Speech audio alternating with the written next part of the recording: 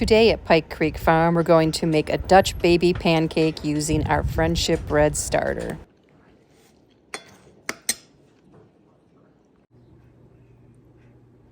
Okay, I'm going to make this fast and quick. I fed this last night. It's all bubbly, so I'm going to try making a Dutch baby. I've made them before. I got my cast iron pan. I got the oven preheating. And I'm going to try the original recipe to start with and see if I need any adjusting, because they said you can take away an egg and add some flour or some starter, take away and add flour. I'm going to follow it as it's written and then, see from there if I want to play with it for the next time.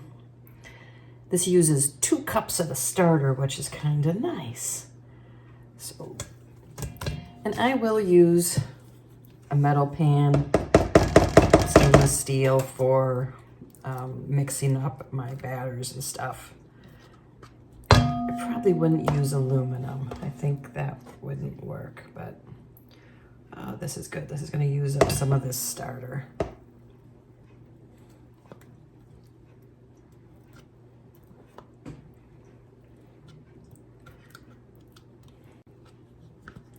You can mix this in a blender too. Okay, now we need 6 eggs. And it says room temperature is best. So most of mine are a couple. I had to take a couple out of the fridge. But we'll make it work. That's how we roll.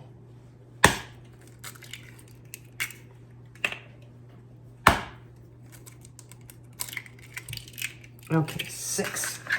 Let me get rid of all these shells. 1/3 cup of milk.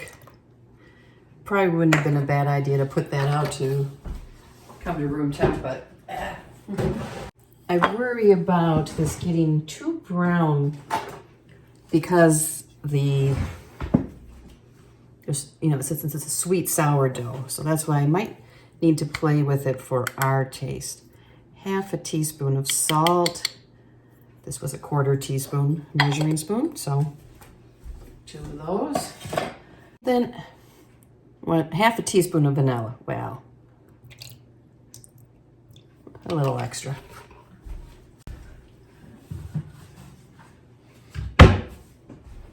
This needs to be blended or mixed up. Before I do that, you can put your butter on the stovetop to melt, and we need 6 tablespoons of butter. My kitchen is a mess this morning. The past 2 days, it's been kind of crazy with getting retired, so today is clean the kitchen and try and get things a little organized. I want to do some crocheting.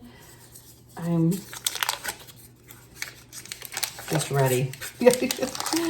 So 6 tablespoons, but there's 8 in this, so. Okay, I'm just gonna put it in the oven to melt because that will heat up the pan too. And then when I cut these up, and I'm gonna put it in the oven just to melt when I blend up the batter.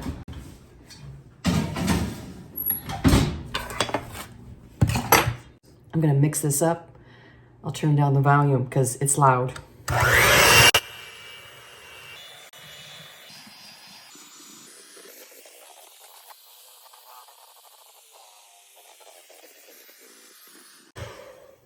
It is so liquidy to me.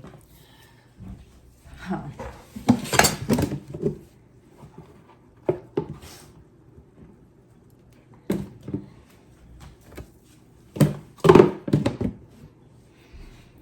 I'm going to add 1/3 cup of flour to it. Just my gut telling me to. I could be wrong.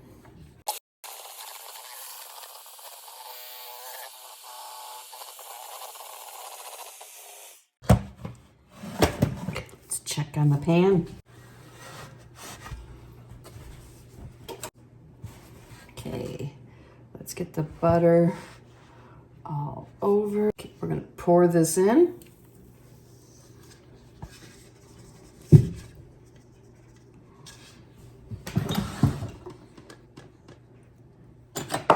Didn't say what size cast iron pan, so this one's a pretty big one.